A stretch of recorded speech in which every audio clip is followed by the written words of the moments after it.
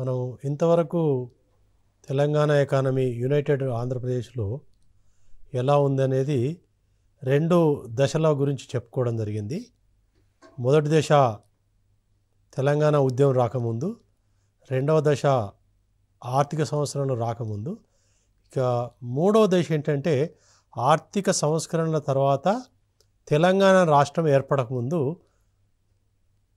ఉన్న ఈ మూడవ దశలో తెలంగాణ ఆర్థిక వ్యవస్థ ఏ విధంగా అభివృద్ధి చెందింది, తెలంగాణ ఆర్థిక వ్యవస్థలోని వివిధ రంగాలు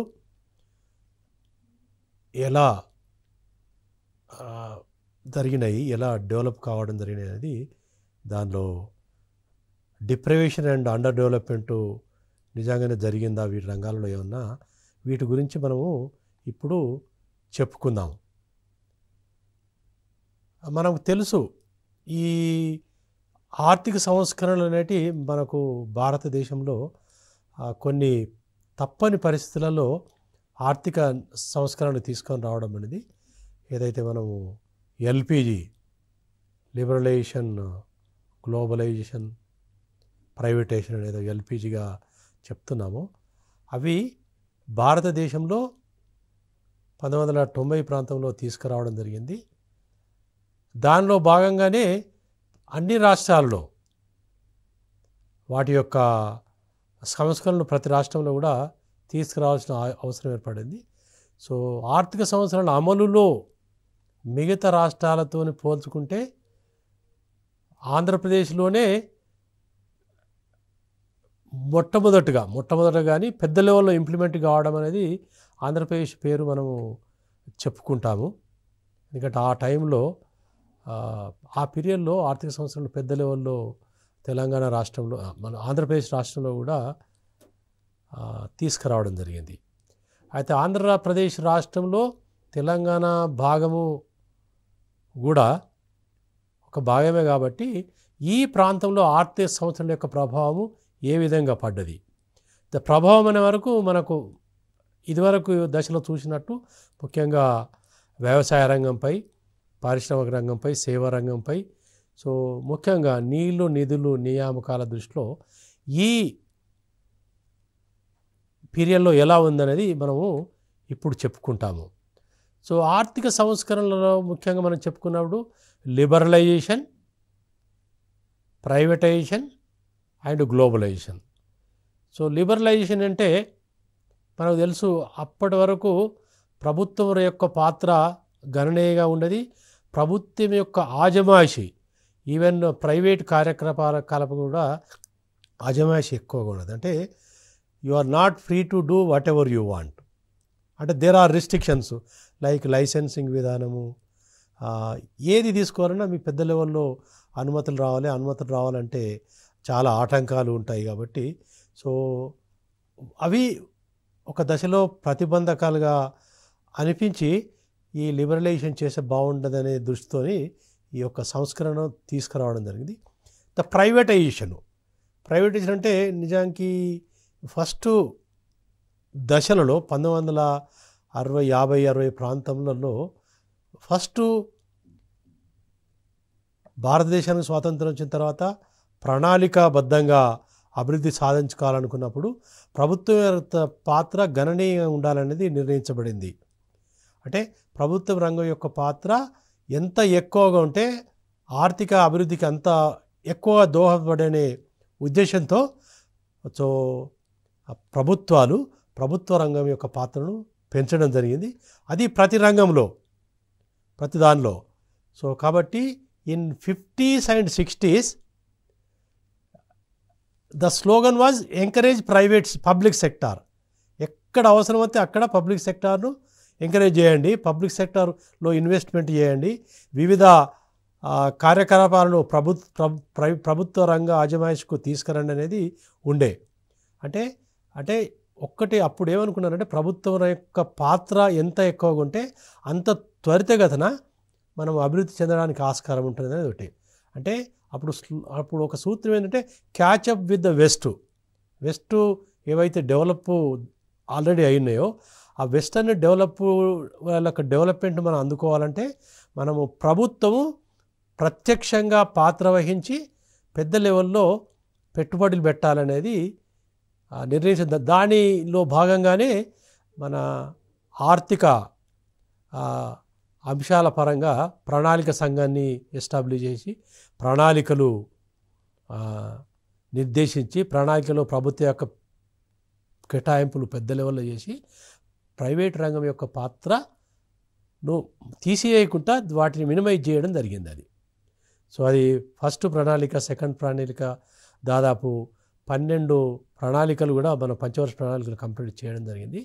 బట్ ఈ యొక్క ప్రణాళికబద్ధమైన ప్రగతి కొంతవరకు సజావుగా జరిగినప్పటికీ బట్ రాను రాను ప్రభుత్వం యొక్క పాత్ర పెద్ద లెవెల్లో పెరగడం వలన దాని యొక్క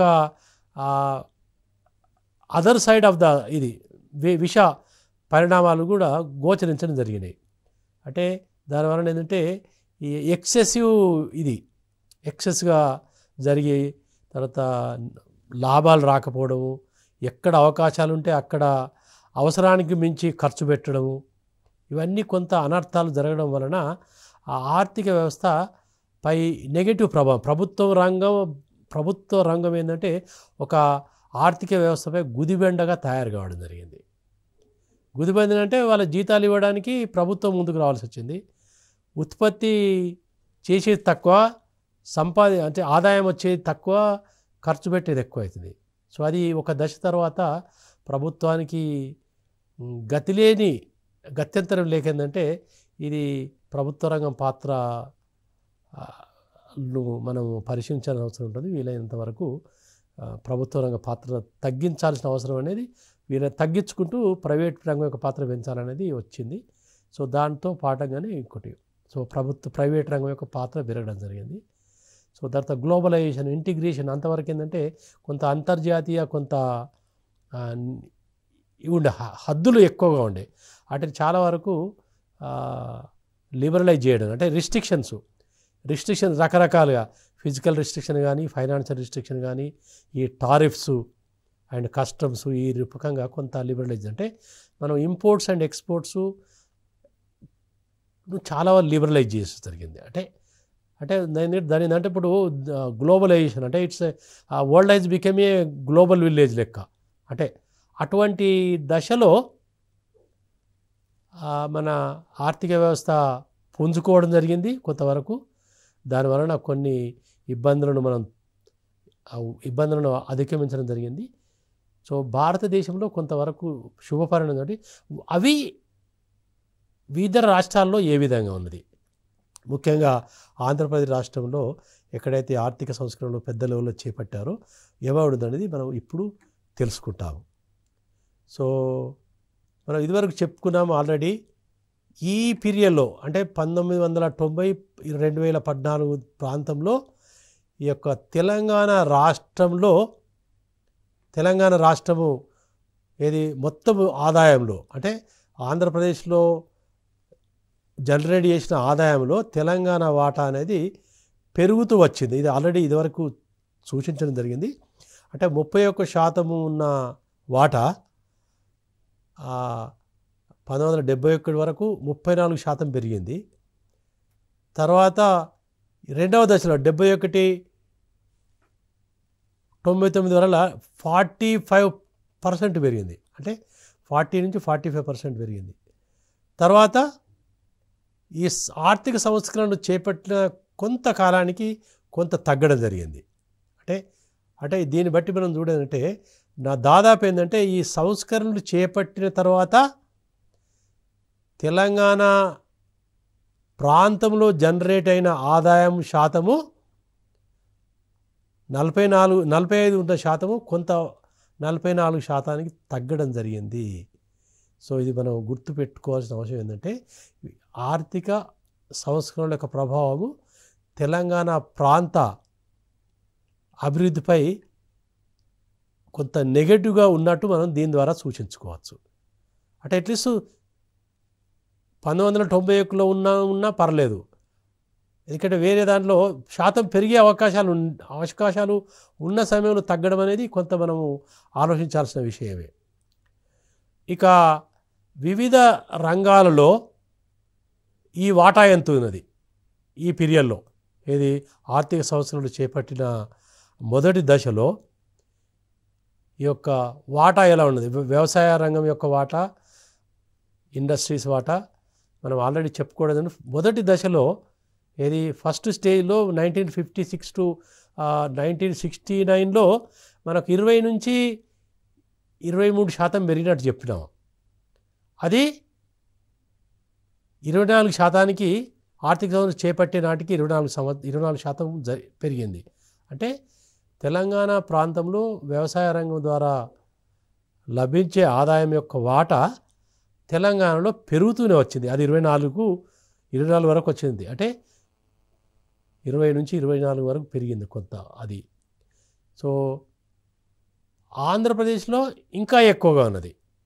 ఆంధ్రప్రదేశ్లో అంటే ఎందుకంటే హైదరాబాదు చుట్టుపక్కల ప్రాంతాల్లో వ్యవసాయేతర ఆదాయం ఎక్కువగా లభిస్తుంది కాబట్టి వ్యవసాయం ద్వారా లభించే శాతం కొంత తక్కువగా ఉంటుంది. సో ఆంధ్ర ప్రాంతంలో ఎక్కువ వ్యవసాయం ఆధారము. అంటే మొదటి నుంచి కూడా మనము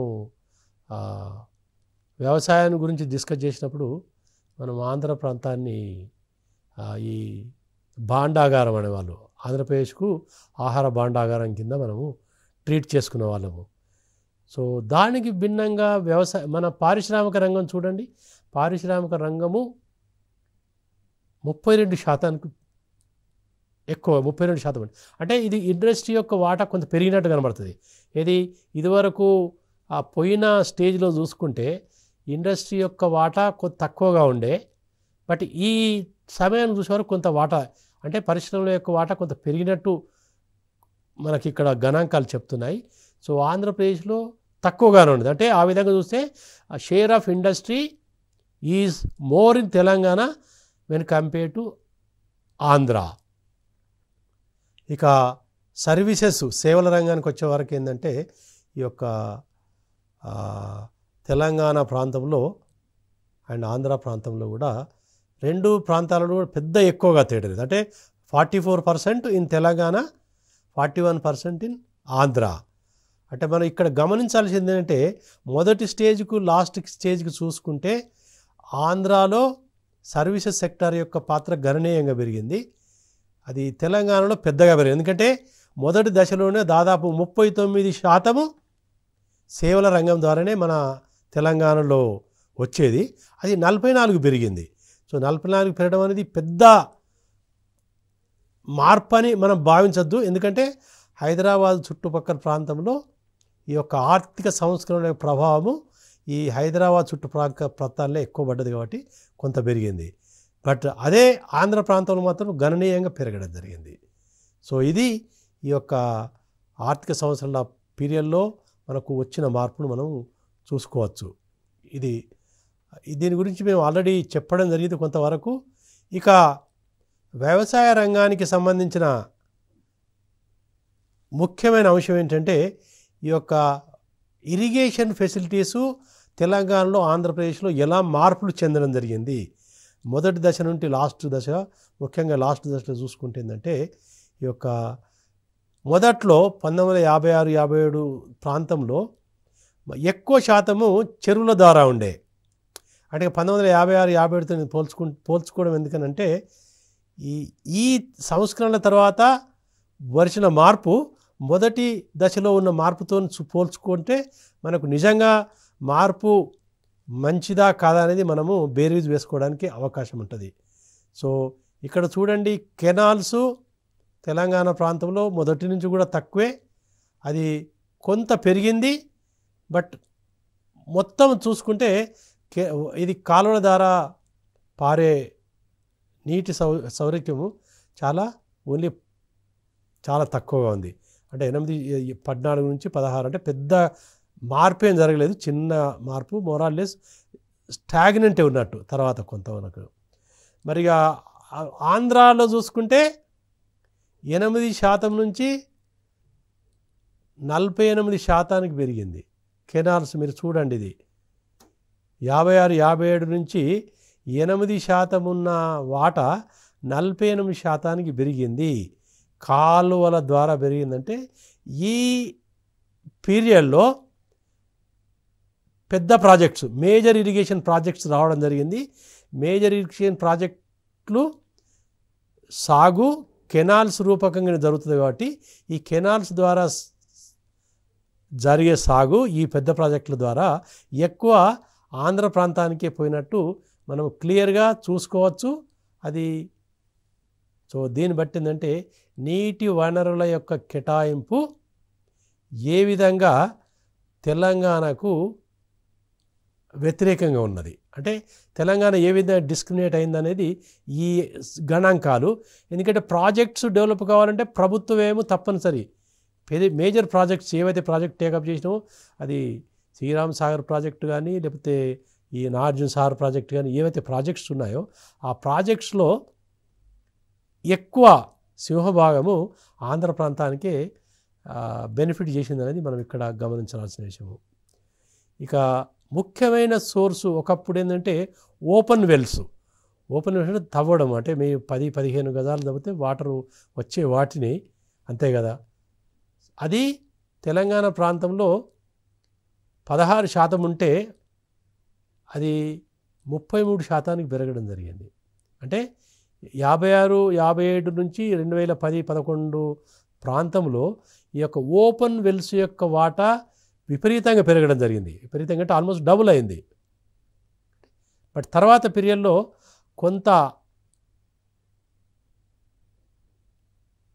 పీరియడ్లో పెద్ద మార్పు ఏం జరగలేదు. అంటే పెద్ద మార్పు అంటే తగ్గింది. అంటే 33% నుంచి 23%కు ఓపెన్ వెల్స్ యొక్క ద్వారా జరిగే సాగునీటి యొక్క శాతము 33 నుంచి 23కు తగ్గింది. దానికి భిన్నంగా ఆంధ్రాలో 9% నుంచి ఓపెన్ వెల్స్ ద్వారా జరిగే సాగునీటి శాతము 9 నుంచి 3%కి తగ్గింది. తర్వాత కొంత పెరిగింది కానీ బట్ ఈ పీరియడ్లో తగ్గడం జరిగింది అనేది మనం ఇక్కడ గమనించాల్సిన విషయం. తర్వాత కొంత పెరగడం జరిగింది. ఇక అతి ముఖ్యమైన విషయం ఏంటంటే బోర్వెల్స్ ఏవైతే ఆల్మోస్ట్ 1956-57లో అసలే వాటి ఉనికి తెలంగాణ లేదు, ఆంధ్ర లేదు. అవి ఒకేసారి 2010-11 వచ్చే వరకు దాదాపు 50% నీటి పారుదల ఈ బోర్వెల్స్ ద్వారానే తెలంగాణ జరిగేది. అది దాదాపు 50%. ప్రస్తుతం కూడా 50% ఇరిగేషన్ అనేది ఈ బోర్వెల్స్ ద్వారా జరిగింది. బోర్వెల్స్ల ద్వారా జరిగినప్పుడు ఏంటంటే ఓపెన్ వెల్స్ తగ్గింది. అంటే ఓపెన్ వెల్స్ అంటే కొంతవరకే ఓపెన్ వెల్స్ ద్వారా మనము నీటిని తీసుకురావచ్చు. నీటిని డ్రా చేయాలంటే ఒక స్టేజ్ తర్వాత మనకు ఓపెన్ వెల్స్ ద్వారా నీటిని తోడేందుకు ఇబ్బంది ఉంది. దానివల్ల ఈ యొక్క బోర్వెల్స్ అంటే ఒక సైడు బోర్వెల్స్ పెరిగాయి, ఓపెన్ వెల్స్ తగ్గడం జరిగింది. ఇక్కడ చూడండి 49% 33 అయింది. తర్వాత 49 నుంచి 23%కి తగ్గడం జరిగింది. అంటే ఓపెన్ వెల్స్ యొక్క శాతం తగ్గింది, బోర్వెల్స్ శాతం పెరిగిందంటే నీటి యొక్క సౌలభ్యత భూ లోపల అంటే నీరు అందుబాటులో ఉన్న భూగర్భం యొక్క అందుబాటులో అంటే చాలా లోతుకి వెళ్ళిపోయినాయి. అంటే వాటర్ లెవెల్ అనేది చాలా లోతుకు పోవడం జరిగింది. సో దానివలన బోర్వెల్స్ ఒకటే మార్గం. బోర్వెల్స్ ఎంత లోతు ఎక్కితే మనం వాటర్ తీసుకురావడానికి అవకాశం ఉంటుంది. ఇది కొంతవరకు ఆంధ్రాలో కూడా కొంత ఈ కొంత బోర్వెల్స్ అంటే ఓపెన్ వెల్స్ ప్లేస్లో బోర్వెల్స్ కూడా కొంత జరిగింది. బట్ తెలంగాణలో దీని యొక్క ప్రభావం ఎక్కువగా ఉన్నది.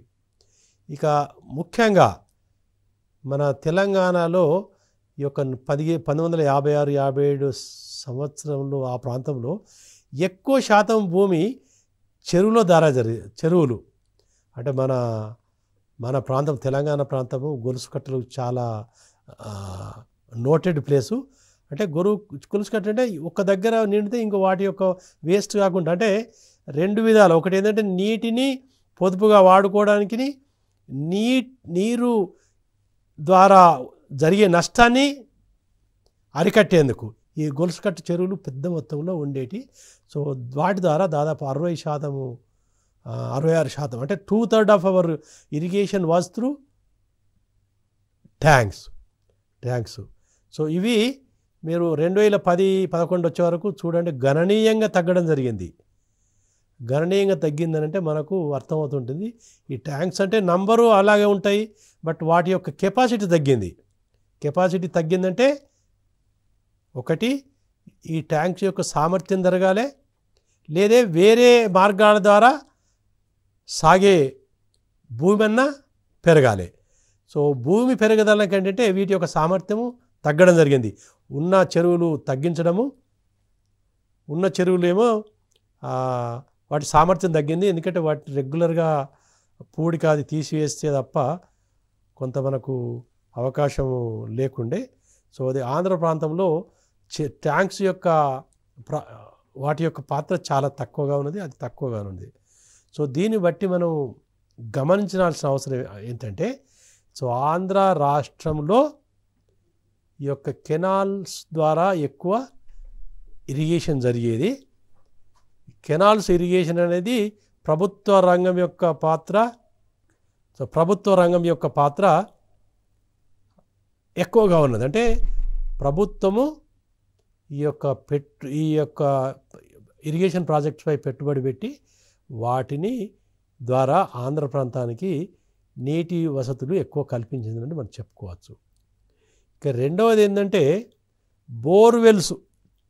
ఇక్కడ బోర్వెల్స్ ద్వారా ఏంటంటే వీటి శాతం పెరగడం వలన దాదాపు 50% దీనివలన తెలంగాణ రైతాంగం మీద పెద్ద మొత్తం ప్రభావం పడుతుంది. ఇది వరకు చెప్పుకున్నట్టు ఈ బోర్వెల్స్ను డిగ్ చేయడానికి, వాటి మెయింటైన్ చేయడానికి ఖర్చు ఎక్కువగా అవుతుంది. దాన్ని డ్రా చేయాలంటే ఎంత పెద్ద మొత్తంలో సబ్సిడీ ఇచ్చినప్పుడు కూడా కాస్ట్ ఆఫ్ ప్రొడక్షన్ కొంత ఎక్కువగా ఉన్నది. కాబట్టి ఇప్పుడు వ్యవసాయం ద్వారా వచ్చే లాభము ఆంధ్ర రాష్ట్ర రైతులకు ఎక్కువగా, తెలంగాణ రైతులకు తక్కువగా ఉంటుంది. ఎందుకంటే మనకు ఉత్పాదకత ఒకటే సేమ్ అనుకున్నప్పటికి కూడా ఉత్పత్తి వ్యయంలో ఎక్కువ ఉంది. కాబట్టి వచ్చే మిగులు అనేది తెలంగాణ రాష్ట్ర రైతాంగానికి తక్కువ, ఆంధ్ర రాష్ట్ర రైతాంగానికి కొంత ఎక్కువ ఉన్నట్టు ఈ విధంగా మా యొక్క సోర్స్ ఆఫ్ ఇరిగేషన్ ద్వారా మనము గమనించవచ్చు. ఇంకా మిగతా ప్రామాణికాలను చూసుకుంటే ముఖ్యంగా తెలంగాణ ప్రాంతంలో ముఖ్యంగా ఈ 3వ దశలో యొక్క లెవెల్స్ ఆఫ్ లివింగ్, జీవన ప్రమాణాలు ఎలా ఉన్నాయని చెప్పుకోవాలనుకుంటే జీవన ప్రమాణ సూచికలలో మనకు తలసరి ఆదాయం అనేది ఒకటి ముఖ్యమైన ఇండికేటరు. తలసరి ఆదాయం అనేది మనము ఈ పీరియడ్లో 1994 నుంచి 2011 మధ్య కాలంలో ఈ పట్టికలో చూపించితే మనకు ఫస్ట్ ముఖ్యమైన మార్పులు మనం ఇక్కడ చూసుకుంటే ఏంటంటే మొదట్లో 1994 వరకు 94 అంటే 90s వరకు ఈ యొక్క తలసరి ఆదాయము తెలంగాణలో తలసరి ఆదాయము ఆంధ్ర తలసరి ఆదాయం కంటే తక్కువగా ఉండే. అంటే per capital income of Telangana was less than per capital income of Andhra during 90s. But తర్వాత చూడండి 2000 వచ్చే వరకు ఏంటంటే తెలంగాణలో తలసరి ఆదాయము ఆంధ్ర తలసరి ఆదాయం కంటే ఎక్కువగా ఉన్నది. అంటే రెండింటి మధ్య తేడా ఎక్కువ లేనప్పటికీ కూడా బట్ తెలంగాణలో కొంచెం ఎక్కువ, ఆంధ్రాలో తక్కువగా ఉన్నది. ఆ భేదం అనేది పెరుగుతుంది. ఆ డిఫరెన్స్ అనేది per capital income of Telangana Andhra per capital ఇన్కమ్కు డిఫరెన్స్ అనేది రాను పెరుగుతూ ఉన్నది. అంటే పెరుగుతూ ఉన్నదని మనం ఇక్కడ గమనించవచ్చు. ఇది మరి ఒక విధంగా దీన్ని మనము విశ్లేషించినప్పుడు అది మంచా చెడా అనేది చూస్తే తెలంగాణ ప్రాంతంలో తలసరి ఆదాయం ఎక్కువ ఉండడం అనేది శుభసూచకమే. ఆ విధంగా కొంత, ఎందుకంటే ఇది పెరగడానికి కారణము ఇదివరకు చెప్పుకున్నట్టు అభివృద్ధి అంతా హైదరాబాదు చుట్టుపక్కల జరగను. హైదరాబాద్ చుట్టుపక్కల ఉన్న వాళ్ళంతా ఎక్కువ ఈ మైగ్రేట్ అయిన వాళ్ళు కూడా ఉండడం వలన వాళ్ళ ఆర్థిక కార్యకలాపాలు ఎక్కువ ఆదాయంతో కూడుకున్నాయి కాబట్టి తలసరి ఆదాయం ఎక్కువ ఉండడానికి అవకాశం ఉంది. బట్ ఒకవేళ మనం వీటిని ఇంకా అంటే ఈ ఆర్థిక అసమానతలను గిట్ట చూసుకున్నప్పుడు అప్పుడు మనం క్లియర్గా కనబడేందంటే దీన్ని బట్టి కొన్ని సూచనల ప్రకారం ఏంటంటే ఆర్థిక అసమానతలు తెలంగాణలో ఎక్కువగా ఉండే అవకాశాలు ఎక్కువగా ఉన్నాయి. అంటే ఆంధ్రాలో కూడా అసమానతలు ఉన్నప్పటికీ కూడా బట్ తెలంగాణతో పోల్చుకుంటే ఆంధ్రాలో ఉండే అవకాశాలు కొంత తక్కువ. దానికి నిదర్శనం ఏంటంటే హైదరాబాదులో ఉన్న తలసరి ఆదాయానికి మిగతా డిస్ట్రిక్ట్తో తలసరి ఆదాయాన్ని పోల్చుకుంటే హైదరాబాద్లో తలసరి ఆదాయం కొన్ని రెట్లు ఎక్కువ. కొన్ని బ్యాక్వర్డ్ డిస్ట్రిక్ట్స్ తెలంగాణను చూసుకుంటే మెదక్ కానీ కొన్ని మహబూబ్నగర్ కొన్ని ఏరియాలు చూసుకుంటే తలసరి ఆదాయం కంటే హైదరాబాద్లో సగటు ఆదాయము కొన్ని రెట్లు ఎక్కువగా ఉన్నది కాబట్టి కాబట్టి అసమానతలు దృష్ట్యా తెలంగాణలో ఎక్కువ ఉండే అవకాశం ఉంది, ఆంధ్రాలో తక్కువ ఉండే అవకాశం ఉంది. ఇక దీనికి క్లోజ్డ్ పావర్టీ అంటే ఎంతమంది బీదరికంలో మగ్గుతున్నారు అనేది చెప్పడానికి ఒక రంగరాజన్ కమిటీ 2011-12 అంచనాల ప్రకారం ఏంటంటే ఇక్కడ తెలంగాణలో రూరల్ అర్బన్ పావర్టీ 9.3 ఉంది, అర్బన్ 11.1 ఉంది, మొత్తం యావరేజ్లో 10% ఉంది. సో దానికి భిన్నంగా ఆంధ్రప్రదేశ్లో 14.7, 20.6, 16.3 ఆల్ ఇండియాతో. దీన్ని బట్టి మనం గమనించాలంటే poverty in all India is more than poverty in Andhra Pradesh. అంటే ఆల్ ఇండియాతో చూసుకుంటే బీదరికము ఆంధ్రప్రదేశ్లో తక్కువగా ఉన్నది. ఏ ప్రామాణికం దృష్టిలో పెట్టుకున్నా తక్కువ ఉన్నది తెలంగాణ ప్రాంతం కానీ ఆంధ్ర ప్రాంతం కానీ. బట్ తెలంగాణ ఆంధ్రాను పోల్చుకున్నప్పుడు ఆంధ్రాలో బీదరికం ఎక్కువగా ఉన్నది, తెలంగాణలో తక్కువ ఉన్నది. అంటే ఇవి కొన్ని మనం ఇంకా పరిశీలించాల్సిన అవసరం. ఎందుకంటే తెలంగాణ బ్యాక్వర్డ్ స్టేట్ అంటాము, బ్యాక్వర్డ్ రీజన్ అంటాము, బీదరికం అంటాము. బట్ ఈ గణాంకాలు చూసుకున్నప్పుడు ఆంధ్రాతో పోల్చుకుంటే తెలంగాణలో బీదరికం యొక్క శాతం అంటే ఓన్లీ 10% మందే బీదరికంలో మగ్గుతున్నారు, అది ఆంధ్రాలో 16%. బట్ దీంట్లో కూడా మనకు డిఫరెన్స్ ఉన్నాయి. ఏది రూరల్ అర్బన్తో పోల్చుకుంటే ఇది ముఖ్యమైన అంశం మీరు గమనించాల్సి ఉంటే మీకు ఇక్కడ ఒకసారి క్వశ్చన్ కూడా వచ్చారు. అంటే ఆంధ్రాతో పోల్చుకుంటే తెలంగాణలో బీదరికము రూరల్ ఏరియాస్లో తక్కువగా ఉన్నది అర్బన్ ఏరియాస్ కంటే.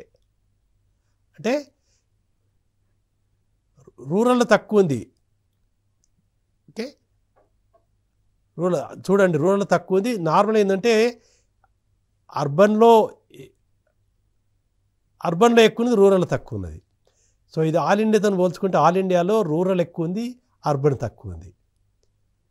అలాగే మనం రూరల్ ఆంధ్రాను మరి తెలంగాణ కంపేర్ చేసుకున్నప్పుడు మీరు ఇక్కడ చూడండి, ఇక్కడ తెలంగాణతో పోల్చుకుంటే ఆంధ్రాలో రూరల్లో ఎక్కువనే ఉన్నది, అర్బన్లోనే ఎక్కువ ఉన్నది.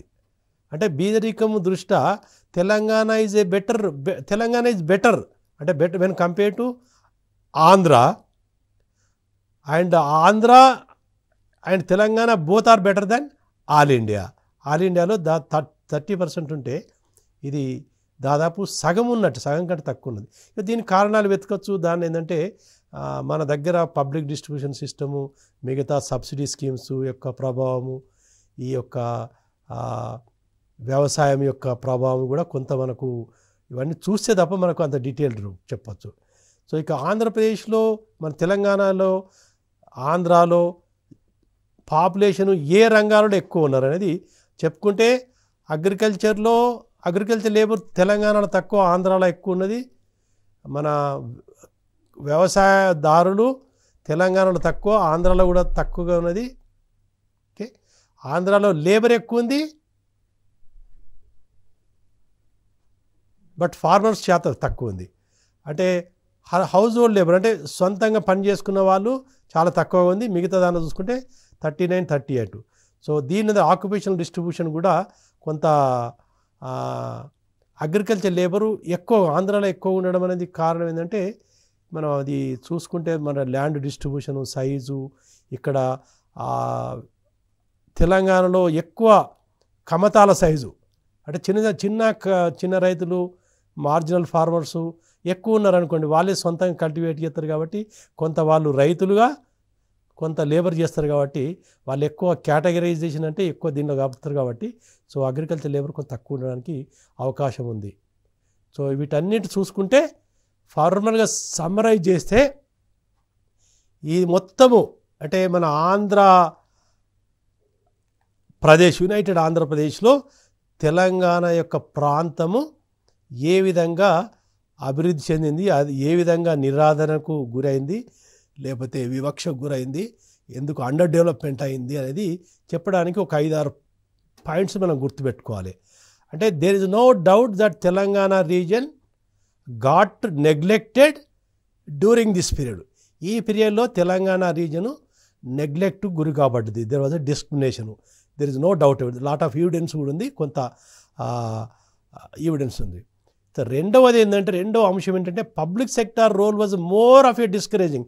అంటే తెలంగాణ ఆంధ్ర పోల్చుకుంటే పబ్లిక్ సెక్టార్ అనేది ఆంధ్రాకు ఎక్కువ దోహదం చేసింది, తెలంగాణకు తక్కువ చేసినట్టు కనబడుతుంది. అది ఇరిగేషన్ సెక్టార్లో కానీ ఇండస్ట్రీస్లో కానీ ఈ తర్వాత ఎలక్ట్రిసిటీ జనరేషన్ కానీ ఏ విధంగా చూసుకున్నప్పటికీ కూడా ఆంధ్రాకు public investments. So agriculture growth was టార్గి ఆల్రెడీ చెప్పాము. ఇండస్ట్రీస్ డిస్నేషనైజేషన్ ఉన్న ఇండస్ట్రీస్ని మూవ్ చేయడం జరిగింది. సో ఓవరాల్గా యూత్ ఎంప్లాయ్మెంట్ కూడా మనకు డిస్క్రిమినేషన్ జరిగింది. ఓవరాల్గా కాన్సన్ట్రేషన్ ఆఫ్ ఎకనామిక్ పవర్ కూడా పెరగడం జరిగింది. అంటే డెవలప్మెంట్ కొంత గ్రోత్ యూత్ అనిపించినప్పుడు కూడా ఓవరాల్ కాన్సన్ట్రేషన్, ఇన్ఈక్వాలిటీస్, అన్సర్టెనిటీ కూడా పెరగడం జరిగింది. So this is in all ఈ యొక్క 1956-2014లో తెలంగాణ ప్రాంతంలో ఆర్థిక స్థితిగతులు ఎలా ఉన్నాయనేది మనము ఈ విధంగా చెప్పుకోవడం జరిగింది. ఇంకా నెక్స్ట్ మిగతా అంశాలు తెలంగాణ ఎకనామిక్ సమితి మిగతా అంశాలు తర్వాత చెప్పుకుంటాము.